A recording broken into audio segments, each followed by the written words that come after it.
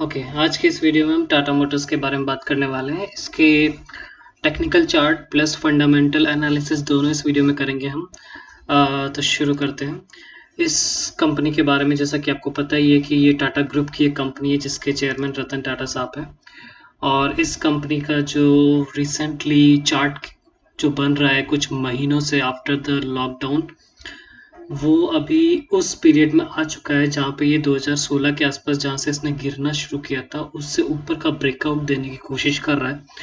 तो आज का वीडियो इसीलिए बनाने की कोशिश किया है कि एक तो ये टेक्निकल चार्ट पे स्ट्रॉन्ग नज़र आ रहा है, प्लस इसका एक टर्न अराउंड स्टोरी है जो कि जेएलआर के लॉसेस की वजह से ये कंपनी की हालत फाइनेंशियली वीक हुई थी, वो अभी वापस से ग्रो कर रही है। तो एक टर्न अराउंड स्टोरी इस कंपनी ने यहाँ बनाया है over the chart and the fundamentals also, so we'll discuss about it.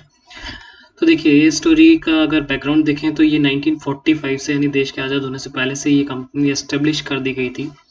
और ये लोकोमोटिव यानी रेलवे के इंजन्स वगैरह जो है इंजीनियरिंग प्रोडक्ट्स बना रही थी। 1948 में रोड रोलर आया, उसके बाद ट्रक्स यानी कमर्शियल व्हीकल्स का इन्होंने बनाना शुरू किया। इस पिक्चर में आप रतन टाटा और जमशेदजी टाटा साहब को देख सकते हैं। उन्होंने अपना जो है पर्सनल व्हीकल जो टाटा सिएरा और टाटा एस्टेट, ये बहुत पुरानी गाड़ियाँ हैं, लेकिन आप लोगों की याददाश्त में होंगी अभी भी ये गाड़ियाँ, जैसे कि टाटा सूमो, टाटा सफारी और टाटा इंडिगो। ये सब जो कारें हैं ये उस 2000 के आसपास के टाइम की कार हैं। उसके बाद जो है 2005 वगैरह में इन्होंने लाइट कमर्शियल व्हीकल और बस वगैरह भी इन्होंने स्टार्ट की हैं। उसके बाद 2009-10 का जो टाइम आया, उन्होंने यहाँ पे और भी टाटा सफारी स्टॉर्म वगैरह को लॉन्च किया है। टाटा मानसा वगैरह को इन्होंने उस पीरियड में लॉन्च किया था। इसके अलावा इन्होंने 2014 में भी कुछ आर्मी के लिए भी कुछ टैंक्स वगैरह लॉन्चेस किए हैं। स्टार बस की बसेस, मार्को पोलो, ये जो ब्राज़ील की कंपनी है उसके साथ कोलैबोरेशन में ये बस सर्विस जॉइंट वेंचर है, तो बसेस डेवलप कर रहे हैं। टाटा की स्टार बस वगैरह है जो कि इलेक्ट्रिकल व्हीकल्स के फील्ड में काम कर रही है। 2017 में जो टाटा नेक्सॉन, टाटा हेक्सा और हैरियर वगैरह आई है, तो इससे इनके मार्केट में काफ़ी अभी अच्छा उछाल आया है क्योंकि इनकी सेल्स अच्छी हो रही है इन कंपनीज की गाड़ीज़ की। अगर हम बात कर लें टाटा हैरियर से लेकर के टाटा नेक्सॉन के जो इलेक्ट्रिकल व्हीकल वाला वर्जन है, तो ये सब अभी काफ़ी अच्छे से ग्रो कर रही है। और अभी टाटा अल्ट्रोज भी इन्होंने जो रिसेंटली लॉन्च की उसकी 5 स्टार रेटिंग है। टाटा नेक्सॉन ने भी 2018 में 5 स्टार रेटिंग हासिल की थी सेफ्टी के पैरामीटर्स पे। मतलब हम इस बारे में इसी वीडियो में आगे डिस्कस करेंगे। इसके बोर्ड ऑफ डायरेक्टर्स की अगर बात कर ले तो एन चंद्रशेखरन, जो कि पहले टीसीएस के चेयरमैन सीईओ थे, वो अभी टाटा ग्रुप के चेयरमैन बन गए हैं। और जो रतन टाटा साहब है वो चेयरमैन एमिरेट्स हैं। तो एन चंद्रशेखरन जी के बारे में मैंने बताया, टीसीएस के सीईओ रहे हैं और फिर बाद में इन्होंने टाटा ग्रुप में जो है चेयरमैनशिप इनको दे दी गई है। टाटा मिस्त्री के बाद इनको दी गई है। ओपी भट्ट साहब के बारे में अगर आपको बताएं तो इनका नाम है ओम प्रकाश भट्ट, जो कि एसबीआई के चेयरमैन रहे हैं 2006 से 2011 के बीच में। और ये जो है टाटा स्टील, ओएनजीसी, एचयूएल और टाटा मोटर्स में इंडिपेंडेंट डायरेक्टर्स है। और इनका जो जन्म है देहरादून उत्तराखंड में हुआ है। और इनका जो एजुकेशन बैकग्राउंड है वो एमए किया है इन्होंने इंग्लिश लिटरेचर में। और इनके बारे में एक अच्छी बात है कि इन्होंने करियर जो अपना शुरू किया था वो प्रोबेशनरी ऑफिसर एसबीआई में शुरू किया था 1972 में। दूसरी जगह पे जो है हैंस ओरेनसन दिख रही है, ये जो एक्चुअली में डैनिश बंदी हैं। और इन्होंने जो है एमएससी किया हुआ है इकोनॉमिक्स और मैनेजमेंट के अंदर। और ये जो है वेरियस एमएनसीज में इनका जो है 25 साल का एक्सपीरियंस है लगभग। इसके बाद बात करते हैं वेदिका भंडारकर जी की, जो कि आईआईएम अहमदाबाद से एमबीए किया है और उसके पहले बीएससी किया था। और इन्होंने जो अपना काम शुरू किया था वो आईसीआईसीआई बैंक से स्टार्ट किया था। और ये जो है अभी चेयरमैन है, इस चेयरमैन और एमडी रह चुकी है Credit Suisse securities India limited की। और MD and joint head of investment banking JP Morgan में भी इन्होंने काम किया है। इसके अलावा मित्सुहियुकी यामाशिता, जापानीज बंदा है, 20 साल का इनका एक्सपीरियंस है लगभग, ऑलमोस्ट 40 साल का एक्सपीरियंस है इनका लगभग। और इन्होंने मास्टर्स किया हुआ है एरोनॉटिकल इंजीनियरिंग के अंदर और क्योटो यूनिवर्सिटी, जापान की यूनिवर्सिटी से इन्होंने किया है। निसान मोटर्स में भी इन्होंने अच्छा काम किया हुआ है। और इसके बाद जो दिख रहे हैं ये केवी चौधरी साहब, ये जो है मैथमेटिशियन है। और इन्होंने जो है डेविस लैब और रिलायंस इंडस्ट्रीज में भी ये डायरेक्टरशिप इन्होंने होल्ड की हुई है, और अभी जो है ये इंडियन रेवेन्यू सर्विसेज से रिटायर्ड है, मतलब उन्होंने उसमें भी काम किया है। इसके अलावा जो इस बोर्ड ऑफ डायरेक्टर्स में थियरी बेलोर हैं, वो एक्चुअल में जो है जगुआर एंड लैंड रोवर के सीईओ रहे हैं। 30 साल का इनका एक्सपीरियंस है, और इन्होंने रेनॉल्ट में भी काम किया है, और ये एमबीए है पेरिस डॉफिन यूनिवर्सिटी से, और इन्होंने जो एमबीए किया फाइनेंस के सेक्टर में किया है। इसके अलावा जो अभी करंटली इस कंपनी में टाटा मोटर्स के जो सीईओ एंड मैनेजिंग डायरेक्टर हैं वो है गुंटर बस्टेक, और ये जो है 2016 से इस कंपनी में सीईओ हैं, और इन्होंने जो है एयरबस में भी पहले सीईओ रह चुके हैं, और इन्होंने जो है बिजनेस एडमिनिस्ट्रेशन और मैनेजमेंट में जर्मनी से इन्होंने अपनी डिग्री ली हुई है। तो फिलहाल जो है टाटा मोटर्स के करता धरता सीईओ मैनेजिंग डायरेक्टर यही बंदा है, और इनका क्यों एक फॉरेनर को बनाया हुआ है ये भी इस वीडियो में डिस्कस करेंगे हम, कि फॉरेनर बंदे को क्यों सीईओ बना के रखा हुआ है। अभी इस मैप में आप देख लीजिए कि इनकी प्लांट लोकेशंस कहाँ कहाँ है। मेनली इंडिया, चाइना और यूरोप, मेनली यूके जहाँ की जगुआर और लैंड रोवर के प्लांट्स हैं। इसके अलावा लैटिन अमेरिका में भी एक प्लांट है। इसके बाद सब्सिडरीज कंपनीज की बात कर ली जाए तो जगुआर लैंड रोवर जो कि वेल नॉन सब्सिडरी है टाटा मोटर्स की, जो कि पहले फूड की कंपनी हुआ करती थी जगुआर लैंड रोवर, जिनको 2008 में टाटा रतन टाटा साहब ने खरीद लिया था। उसके बारे में स्टोरी भी काफ़ी पॉपुलर है कि जब टाटा मोटर्स को रतन टाटा साहब जो है फूड को बेचना चाहते थे, तो वो अमेरिका गए, और वहाँ पे फूड ने थोड़ी सी उनको बेइज्जती टाइप की कर दी कि हम आपकी कंपनी खरीद के आप पे एहसान करेंगे अगर टाटा मोटर्स को खरीदेंगे। तो रतन टाटा साहब ने अपनी टाटा मोटर्स को उनको नहीं बेचा, वापस इंडिया आ गए, और फिर कुछ सालों बाद 2008 में फोर्ड को अपनी कंपनी जो है बेचनी पड़ी रतन टाटा साहब को, और उन्होंने कहा कि आपका एहसान ही एक तरह से हमारे ऊपर कि आप जो है इस कंपनी को खरीद रहे हैं। तो ये रतन टाटा साहब की शख्सियत है। पर ये जो फोर्ड की कंपनी है जगुआर लैंड रोवर, उसको जो है टाटा मोटर्स ने एक्वायर किया है। इसके अलावा जो सब्सिडरीज हैं वो हैं Tata Motors European technical centre, जो कि मेनली इलेक्ट्रिकल व्हीकल्स बनाने के काम कर रही है। इसके अलावा जो है Tata Motors finance holding company है, जो कि व्हीकल फाइनेंसिंग का काम करती है, जो कि नए और पुराने दोनों टाइप के व्हीकल्स का फाइनेंसिंग करती है। टाटा टेक्नोलॉजीज जो कि एक्चुअली डिज़ाइन का काम करती है, और इसका हेडक्वार्टर सिंगापुर में है, चाइना के अंदर। क्योंकि चाइनीज़ एक कंपनी है चेरी, उसके बारे में बात करेंगे हम आगे, उसके साथ भी कोलैबोरेशन किया हुआ है इन्होंने। टाटा मोर्को पोलो मोटर्स लिमिटेड, जो कि जापान की मोर्को पोलो कंपनी है, उसके साथ टाटा मोटर्स ने जॉइंट वेंचर किया हुआ है, और उसमें बसेस बनाते हैं ये, और ट्रक बनाने के लिए एक कोरियन कंपनी है डेवू, उसका साथ इन्होंने कोलैबोरेशन किया है। मतलब एक तरह से जॉइंट वेंचर स्टार्टिंग में था, लेकिन अब तो सब्सिडरी बन गई, उन्होंने खरीद लिया डेवू को, जो कि सेकंड लार्जेस्ट मैन्युफैक्चरर था कोरिया में ट्रक्स का, तो उसको खरीद लिया, और अब ये ट्रक डिस्क मैन्युफैक्चरिंग का काम करती है ये कंपनी।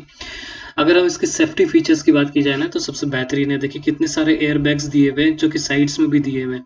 तो जो टाटा नेक्सॉन है और टाटा हैरियर है, और ये जो गाड़ियां आ रही हैं इनकी कमिंग, वो 5 स्टार रेटिंग वाली है। मतलब मैक्सिमम रेटिंग है इंडिया में इन गाड़ियों की सेफ्टी के टर्म्स में, कि आपकी अगर ये गाड़ी बाई चांस रोड पे कहीं एक्सीडेंट होता है तो इतने सारे एयर बैग्स हैं कि जो इसके अंदर पैसेंजर्स हैं, ड्राइवर हैं, उनको कुछ नहीं होगा। इसके अलावा अगर आईपीएल की भी बात कर ली जाए, तो इनका जो 2020 में जो आईपीएल हुआ था, उसमें टाटा अल्ट्रोज की काफ़ी ब्रांडिंग की गई है इनके द्वारा। 125 कंट्रीज में इनका बिजनेस फैला हुआ है, जो कि south Korea, south Africa, China, Brazil, Austria, Slovakia वगैरह में है। इसके अलावा अगर हम बात कर ली जाए, तो इसके जो टाटा मोटर्स का जो जॉइंट वेंचर किया है, ये एक मैं बोल रहा था चेरी ऑटोमोबाइल्स के साथ, जो कि चाइना के अंदर मैन्युफैक्चरिंग करती है गाड़ियों की। प्लस इन्होंने जो है एक जॉइंट वेंचर किया है बीएमडब्ल्यू के साथ, जो कि मेनली इलेक्ट्रॉनिक व्हीकल्स बना रही है।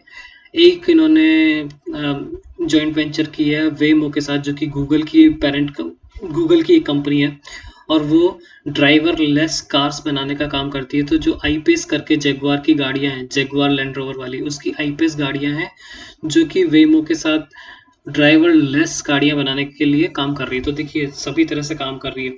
चेरी के साथ इन्होंने अपने डिजाइन्स को काफ़ी अच्छा किया है। बीएमडब्ल्यू के साथ इन्होंने इलेक्ट्रिकल व्हीकल्स के सेगमेंट में अपना काम बढ़ाया है, और वेमो के साथ ड्राइवरलेस गाड़ियां बनाने की कोशिश की जा रही है, जो कि फ्यूचर की डिमांड है और फ्यूचर में ऐसा होने वाला है।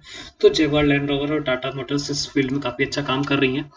अगर इसके रेवेन्यू की बात कर ली जाए तो जो मैक्सिमम रेवेन्यू आ रहा है वो फॉरेन कंट्रीज से ही आ रहा है। जगुआर लैंड रोवर से ही इनका मैक्सिमम रेवेन्यू आ रहा है, क्योंकि ये यूरोप, चाइना और अमेरिका के मार्केट्स में इसको सेल करते हैं और वहाँ से काफ़ी हद तक इनके पास रेवेन्यू आ रहा है।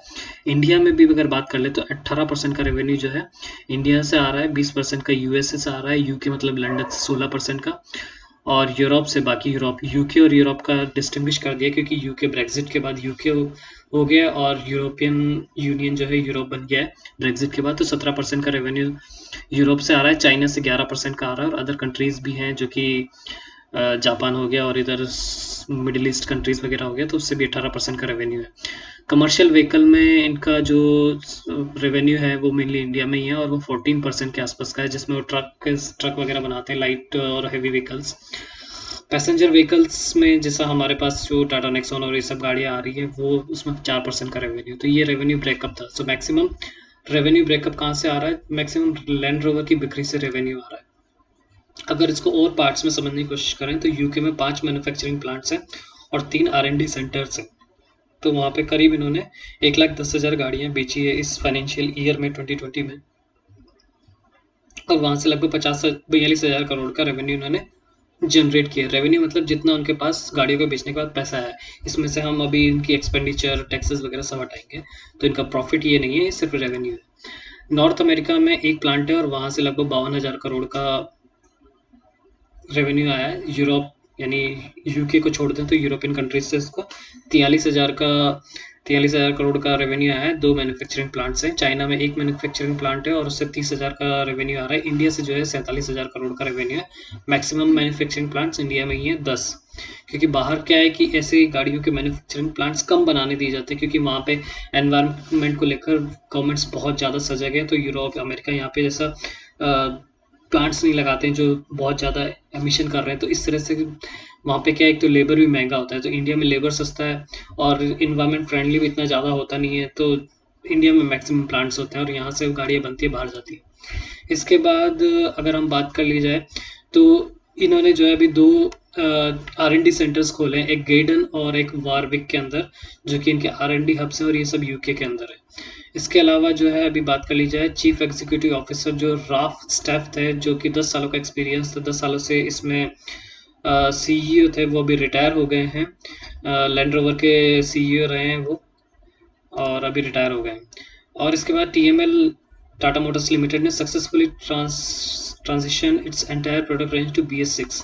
BS6 क्या है कि एक इंजन का एक फॉर्मेट है जहाँ पे BS6 इंजन कम एमिशन करते हैं, कम कार्बन डाइऑक्साइड और कम पॉल्यूशन करते हैं। तो वैसे गवर्नमेंट ने अभी रिसेंटली बोला था कि जितने भी व्हीकल्स हैं उनको BS6 नॉर्म्स को फॉलो करना होगा, और टाटा मोटर्स ने अभी सारे प्रोडक्ट्स को जो है BS6 का कर दिया है। तो ये इस फाइनेंशियल ईयर की एक हाईलाइट थी जो मैंने आपको सामने रखी।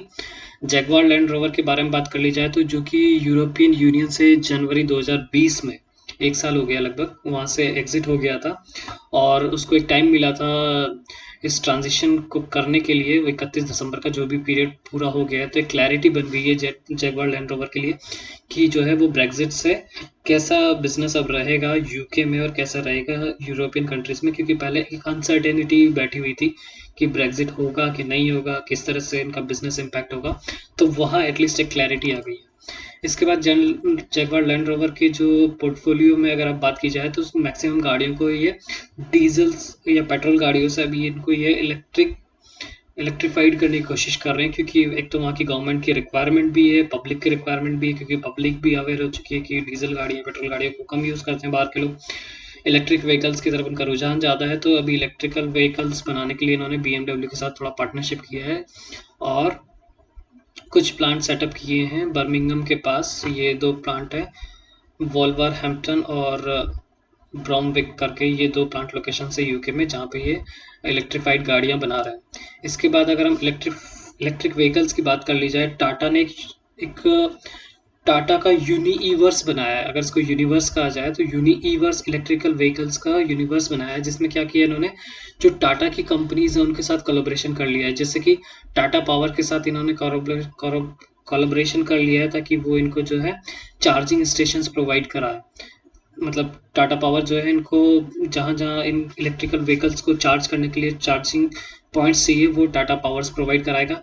इसी तरीके से टाटा केमिकल्स के साथ इन्होंने कोलैबोरेशन किया है ताकि उनको ये लिथियम आयन बेस्ड बैटरी बनाए। लिथियम आयन बैटरी के बारे में आपको पता ही होगा, क्योंकि जब पेट्रोल और डीजल की गाड़ियों को रिप्लेस करके इलेक्ट्रिकल व्हीकल बनाया जाता है तो इलेक्ट्रिकल व्हीकल में जो इलेक्ट्रिसिटी जनरेट हो रही है या स्टोर की जा रही है वो लिथियम आयन बैटरीज के अंदर की जाती है। लिथियम आयन बैटरीज एक्चुअल में जो है हमारे मोबाइल या लैपटॉप इसमें जो बैटरी डलती है वही लिथियम आयन बैटरी है, लेकिन इसको एक पैरेलली काफ़ी सारी बैटरीज को एक साथ जोड़ दिया जाता है ताकि उनकी एक पावर बढ़ जाए और उनका जो है चार्जिंग करीब कुछ 2-3 दिनों के लिए चल जाता है और कुछ किलोमीटर गाड़ी चलती है। तो वो एक मैंने एक ऊपर आप एक्साइड इंडस्ट्रीज या फिर अमर राजा बैटरीज का वीडियो भी आप देख सकते हैं बटन में। वहाँ पे आप जान पाएंगे कि ये जो कंपनीज हैं एक्साइड इंडस्ट्रीज और अमर राजा वो लिथियम आयन बैटरीज बनाने की फील्ड में काफ़ी अच्छा काम कर रही हैं। तो टाटा केमिकल्स के साथ भी इन्होंने इस बारे में कोलैबोरेशन किया है। और टाटा क्रोमा करके जो है, जो कि टाटा का ही एक प्रोडक्ट है, वहाँ पे ये अपना डिजिटल सर्विसेज प्रोवाइड करते हैं। टाटा के बहुत सारी कंपनीज है जो कि टाटा मोटर्स को हेल्प कर रही हैं इन चीज़ों में, क्योंकि टाटा का जो है ग्रुप बहुत बड़ा है। टीसीएस से लेकर टाटा नमक से लेकर बहुत सारी कंपनीज हैं इनके पास, तो सभी इनको आपस में कोलैबोरेशन अच्छा रहता है। और व्हीकल की फाइनेंसिंग के लिए इनके पास अपनी कंपनी है ही सारी, टाटा मोटर फाइनेंस, जो कि पुरानी और नई गाड़ियों के लिए फाइनेंसिंग का काम करती है। तो उन्होंने वैसा एक यूनिवर्स बनाया अपने लिए। इसके अलावा अगर इलेक्ट्रिक व्हीकल्स की बात की जाए तो टाटा टिगोर करके, जो कि इलेक्ट्रिकल व्हीकल में इन्होंने 213 किलोमीटर की रेंज थी और 2 घंटे के लिए फास्ट चार्जिंग हो जाता था 2 घंटे के अंदर अंदर, और इसमें 200 किलोमीटर जा सकती थी। अभी नेक्सॉन के अंदर और इसको इम्प्रूव कर लिया इन्होंने। टाइम के साथ ही ये इलेक्ट्रिकल व्हीकल्स की जो टेक्नोलॉजी है काफ़ी अच्छी इम्प्रूव हो जाएगी। और देखिए 1 घंटे में फास्ट चार्ज हो जाती है और 300 किलोमीटर जा सकती है टाटा नेक्सॉन। इसके बाद अगर हम इसकी टर्न अराउंड स्टोरी की बात की जाए कि कंपनी कैसे डेट, काफ़ी हैवीली डेट कंपनी से वापस से जो है पटरी पे आ रही है। हालांकि अभी भी डेट कम नहीं है, लेकिन थोड़ा सा मोमेंटम पॉजिटिव हुआ है इसका। तो देखिए मार्केट कैप इसका 1,13,000 करोड़ के आसपास है और जो डेट है वो 1,15,000 करोड़ के आसपास है। तो debt to equity ratio 2 point के आसपास है, जो कि ज़्यादा है, लेकिन ऑटो सेक्टर की कंपनीज में ऐसा ही रहता है। सभी कंपनीज को आप देखेंगे तो डेट टू इक्विटी रेशियो कम नहीं होता, ज़्यादा ही होता है, क्योंकि इनके पास प्लांट सेटअप करने के लिए और गवर्नमेंट की पॉलिसीज के साथ इक्विप रहने के लिए, नए नए डिज़ाइंस लाने के लिए बहुत सारा प्लांट और मशीनरी लगानी पड़ती है, तो उसके लिए पैसा चाहिए। तो ये इन कंपनीज के ऊपर डेट रहता ही है, बट फिर भी इतना ज़्यादा नहीं होना चाहिए। तो आप इसमें सोच समझ के ही इन्वेस्ट करें। हालांकि ये अभी पॉजिटिव ग्रोथ दिखा रहा है काफ़ी महीनों से, जिसके बारे में आगे बात करेंगे, लेकिन फिर भी अभी भी कंडीशन जो फाइनेंशियल बेसिस पे वो हल्की फुल्की कमज़ोर ही है। प्रोमोटर होल्डिंग जो है इसमें काफ़ी अच्छी है, थोड़ी बढ़ाई भी है। प्रोमोटर्स ने अपनी होल्डिंग 46% के आसपास है टाटा सन्स की इसमें होल्डिंग।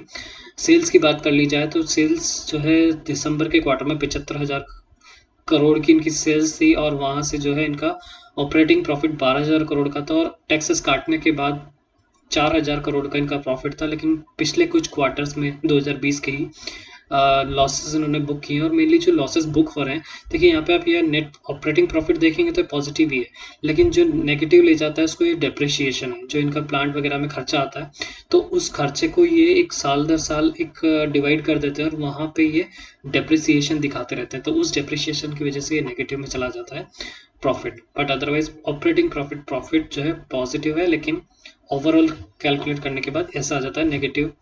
तो नेट प्रॉफिट जो इनका 2,000 करोड़ का था आफ्टर टैक्सेस दिसंबर के क्वार्टर में। तो ये थोड़ा सा टर्न अराउंड स्टोरी है, यहाँ से वापस से पॉजिटिव प्रॉफिट आना शुरू हुआ है। कोविड-19 का फर्क था, लेकिन उसके बावजूद भी कंपनी अच्छा कर रही है क्योंकि उसकी गाड़ियाँ भी अच्छी बिक रही हैं। टाटा नेक्सॉन और हैरियर वगैरह ने काफ़ी अच्छा मार्केट शेयर कैप्चर किया है। सेल्स की अगर बात कर ली जाए तो 2020 में 2,61,000 करोड़ का सेल्स किया है गाड़ियों ने साल भर के अंदर, और एक्सपेंसेस इनका 2,43,000 करोड़ के आसपास। 17,000 करोड़ का इनका जो है ऑपरेटिंग प्रॉफिट था और डेप्रिसिएशन निकालने के बाद कंपनी को लॉस में दिखाया जा रहा है। लेकिन अगर इस डेप्रिसिएशन को, मतलब ये सिर्फ बुकिश वैल्यू ही है ना, बुक के ऊपर डेप्रिसिएशन होता है, क्योंकि प्लांट तो एक बार लग गया और उस प्लांट की धीरे धीरे लाइफ कम होती जाती है, उसको ये ऐसे यहाँ पे शो करते हैं। लेकिन एक ये टेक्निकल टर्म में पैसे को अगर देखा जाए तो 17,000 करोड़ आया था इनके पास, और बुक में इनको दिखा रहे हैं कि ये 10,000 का लॉस है, तो वो उस वजह से क्योंकि इन्होंने कभी प्लांट लगाने में पैसा खर्च किया होगा। लेकिन ठीक है, अभी जो है वो पैसा लास्ट ईयर के मुकाबले काफ़ी कम ही नज़र आ रहा है। लास्ट ईयर 31,000 करोड़ का इन्होंने दिखाया था, क्योंकि यहाँ 26,000 करोड़ का जो अदर इनकम थी, मतलब कुछ इनकी जगवाड़ और लैंड रोवर को रिलेटेड कुछ तो इन्होंने वो किया था, मतलब बुक उनकी जो बुक मेंटेन करते हैं उसमें जो फाइनेंशियल एंट्रीज करते हैं वो कुछ ऐसा था कि वहाँ पे जगवाड़ लैंड रोवर में थोड़ा क्लैरिटी लाने के लिए कुछ सफाई की थी वहाँ पे उन्होंने कुछ कंपनीज के साथ, तो वो 26,000 करोड़ की वहाँ पे नेगेटिव इनकम दिखाई थी। शेयर होल्डिंग पैटर्न की बात कर ली जाए तो मैक्सिमम जो शेयर होल्डिंग है वो टाटा सन्स की ही है इसमें। ये तो बैलेंस शीट है जिसमें आप शेयर कैपिटल देख सकते हैं इस कंपनी का, और इसके पास बोरोइंग इतना है। और प्रमोटर के पास जो यहाँ पे आप होल्डिंग देख रहे हैं वो स्टार्टिंग में 18 में 36% की थी, जो कि अभी इन्होंने 42% की कर ली, यानी प्रमोटर ने अपना स्टेक बढ़ाया, जो कि एक पॉजिटिव साइन है। और राकेश झुंझुनवाला जी को आप जानते होंगे, उन्होंने भी सितंबर और दिसंबर के क्वार्टर में इसमें 1% की हिस्सेदारी खरीदी है, तो एक बड़ी बात है। मार्केट शेयर की बात कर ली जाए तो पैसेंजर व्हीकल्स में इसका 8% का है, और जो कमर्शियल व्हीकल्स में उसका लगभग 44 से 45% का इनका मार्केट शेयर है। शेयर होल्डिंग पैटर्न का आप ग्राफ देख सकते हैं, 42% का जो है टाटा सन्स के पास है, अभी रिसेंटली 46% है। और बाकी और जो इंश्योरेंस कंपनीज हो गई या फिर डोमेस्टिक इंस्टीट्यूशंस हो गए उनके पास ये शेयर है। तो ये था आज का एक वीडियो जिसमें हमने टाटा मोटर्स के बारे में फंडामेंटल एनालिसिस किया है, टेक्निकल एनालिसिस भी देखा कि यहाँ पे कुछ लॉकडाउन के पीरियड के बाद ये कंपनी ने काफ़ी अच्छा ग्रो किया है। तो अगर आपको इस तरह के वीडियोस और मैं इस चैनल पे लाता रहता हूँ, तो आप इस तरह के वीडियोस यहाँ पे मेरे चैनल पे देख सकते हैं। अगर आपको वीडियो अच्छा लगा तो please subscribe my channel and like the video. See you in the next video. Thanks for watching. Bye bye.